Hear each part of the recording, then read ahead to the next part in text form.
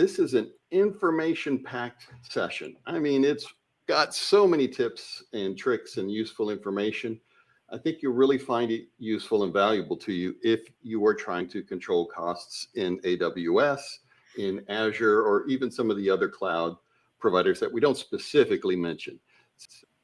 Fun note there, I started with SQL Server in the early 90s, and you were one of the few authors out there who had content that I could get a hold of and read. So yeah, I knew of you before you knew of me, but in both cases, decades ago, right? Well, if you ask me to autograph SQL Server 6 Unleashed, I may laugh at you.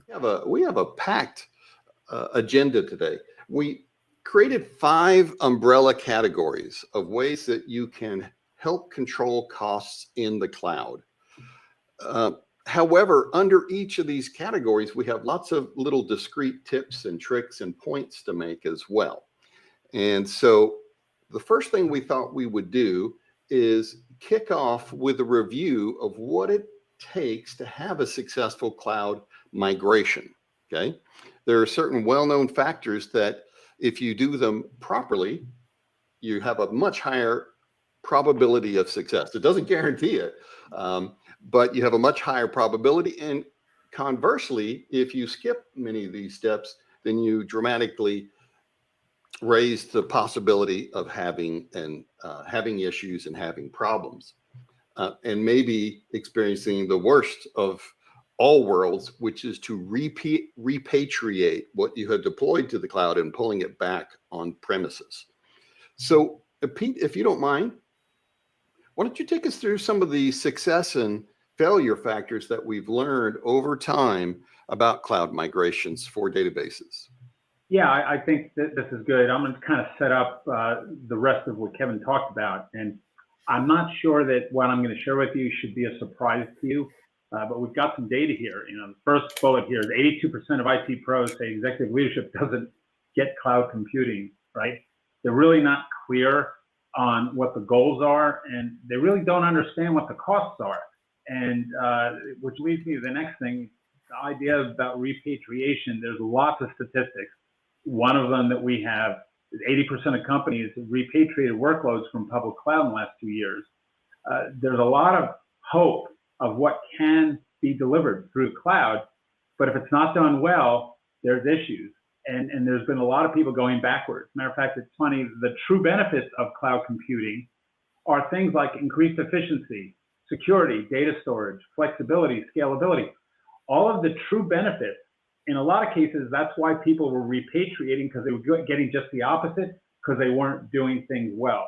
And if you go to the next slide, it's important as we go forward here as a group that everyone understands what we talk about when we talk about cloud costs. So obviously there's the traditional database model, right? You've got, okay, it's capital expenditure, the biggest cost associated with licensing the database software and OS, but then provisioning the infrastructure to support that. And it's not just supporting the workload, it's supporting for peak. In a lot of cases, you need to do that, especially how important that database is, right? And provisioning to buffer for growth. And one of the examples here is, well, I only need 50 gigabytes, but you know, I've provisioned 100 gigabytes because I expect growth. So there's a lot of work to be done there. This is very typical in an on-prem, in a more traditional world.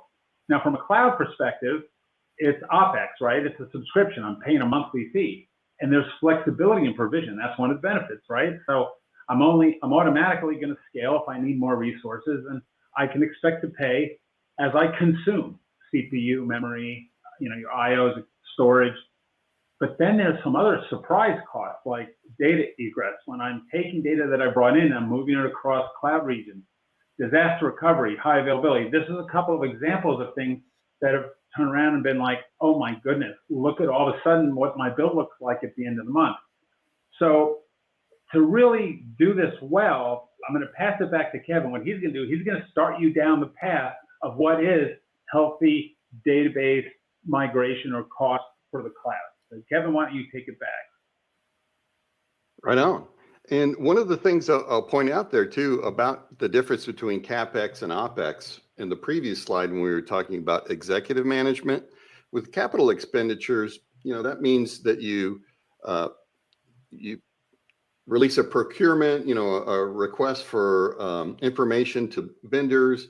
It takes a long time to collect set up the specs for what the servers you need to buy and your Windows license, Microsoft licensing, and all those kind of things. And it happens every 3 or 4 years. You amortize those costs. And even if it's a big number, executives kind of expect that. With the OpEx model, one thing we've seen with our customers is executives don't expect to see a fairly high bill every month, right? So they get a bill for $100,000 every month, and they're like, well, what is going on? This is crazy expensive. And so it's one of those things that if you work in the old mindset, you will encounter things that are either disappointing or unexpected or surprising or alarming. In the same way, if we have our developers writing lots of queries that are not tight, they use select star for everything, and they don't use enough filtering on their where clauses, and they bring back 300 megabytes of data instead of potentially the 30 megabytes of data that is only needed for that specific report or query. Then we see those data egress costs go way up because you're pulling back much more data than you need to, and no one's ever thought of it before in those terms. And then you also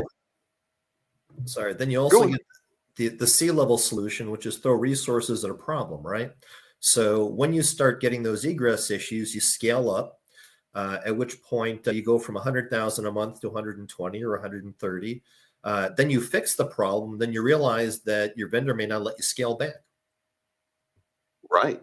Or it may take a long time, or the bad habits that the developers are using just continue to suck up more resources. And as they are consumed, you have to spend. Yeah. Whereas on the old on-premises style, we usually buy extra headroom so that if you're a little bit sloppy in those kinds of ways, it doesn't matter so much. But in the cloud, you pay for every cycle of CPU. You pay for all of that storage, all of those IOPS.